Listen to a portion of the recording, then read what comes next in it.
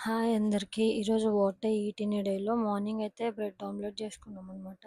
So, cheese bread omelette చాలా బావుంది. చాలా టేస్టీగా వచ్చింది. ఇంకోటేంటంటే బ్రౌన్ బ్రెడ్.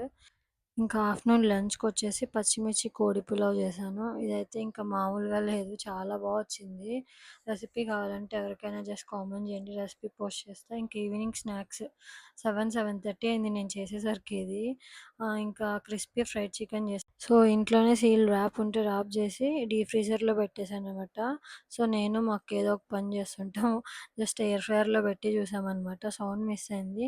అది కూడా బానే వచ్చింది. బట్ మాకంత టేస్ట్ నచ్చలేదు. సో, మళ్ళీ మేము డీప్ ఫ్రై చేసుకున్నాం. ఇంక ఈ టేస్ట్ అయితే మామూలుగా లేదు. జపనీస్ పాంకో వేసి చేశాననమాట. ఎక్సలెంట్ వచ్చిందనమాట. ఒకసారి సౌండ్ మీరే వినండి. సో, అదనమాట. సో, మమ్మీ బెల్లం పాయసం చేసింది. అదే అనమాట నా డిన్నర్. సబ్స్క్రైబ్ చేసుకోండి ప్లీజ్. బాయ్.